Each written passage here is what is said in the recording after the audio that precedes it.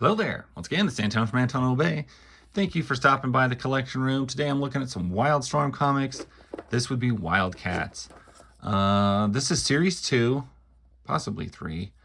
And I don't have a lot of these. I just picked up a few random issues while I was digging through some back issues at McKay's. And I have like mixed feelings on this run of Wildcats. I was very much into the first run of Wildcats, and I was enjoying comics as they went along. And these were 1999, I believe. And this is about the time, for me, comics started to shift pretty substantially, and I was getting like less and less interested. The art styles changed, the pages changed. We went, almost nobody used newsprint, and we went straight to more of a high gloss stuff. Our art started to get less cartoony, kind of all the way around, and book prices started to increase. And in my opinion, a lot of comics started to get a hell of a lot more woke, and I was losing interest fast, and that kind of hit a wall at about 2001. So this was kind of towards the end of my original love of comics. And so for that, I have some mixed feelings about that. However, this particular series of Wildcats, I always liked the covers. I really did. And I really liked the interiors.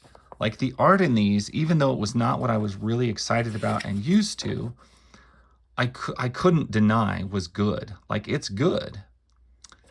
But like I said, they felt more expensive. And they were more expensive. They were a lot more expensive. I was going from I was just getting used to paying like $1.95 for Uncanny X-Men. And then everything started jumping to like $2.50, $2.95. And it started to get tough. I was like, man, there's a lot of titles I buy every month. And I'm to the point where I can't swing all of these. You know what I mean? This is also around the time where it seemed like everything started to take a much more mature theme. I think it was the time they started to just go, you know what, kids aren't buying comics anymore. Let's make them for adults, and let's add a bunch of modern politics and social issues and stuff into them, because that's what adults want. And I was like, no, that is not what I want at all. I really liked just a cartoony action story. This art is beautiful. I'm not going to say that it isn't. Don't get me wrong. But this is not... It's less comic booky than I was wanting at the time. I wanted like a comic book. And this was like, this was like one of those police cop dramas or a doctor cop drama on TV. They were just getting more well done in some ways, but as they strove for that, they also got further away from what comics generally were, and I don't know. I'm probably alone in that to some degree, but I also think when you look at the way the comic market really shifted at around that time, maybe I'm not so wrong. Maybe everybody kind of just wanted a $1.50 comic book that was full of cartoon characters that we could, like we grew up with.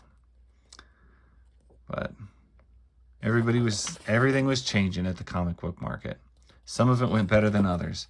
This book, in my opinion, with the changes, I think it did the changes better than most. If you look at this, you can see a huge difference between these and the first series, Wildcats. And you can tell it's different. It's still recognizable, and it's very well done. But if you want the original Jim Lee Wildcats and stuff like that, this isn't it. And that, in the long run, that is what I wanted.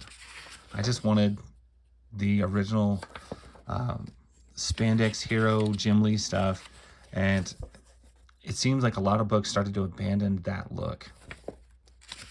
And sometimes I want to blame like the X-Men movies.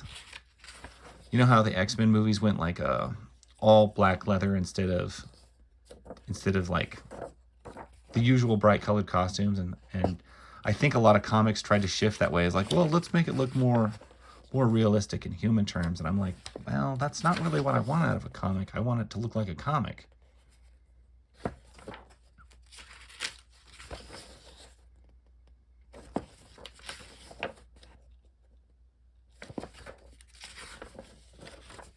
So this is Zealot. We should be seeing her run around in like a weird red Carabin warrior outfit. But we're not. We're seeing it in a much more realistically stylized way. Issue 13. I would have grabbed more issues of these if I'd have seen them, just because. But look at how sepia these panels are.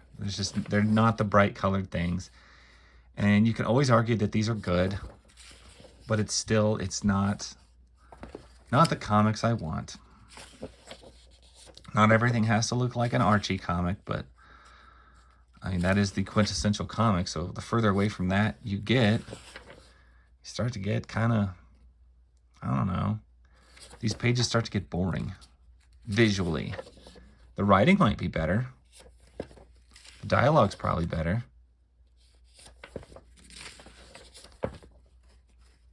But there's just no way to compare some of them old Guardians of the Galaxy, 80s Alpha Flight, 80s X-Men panels.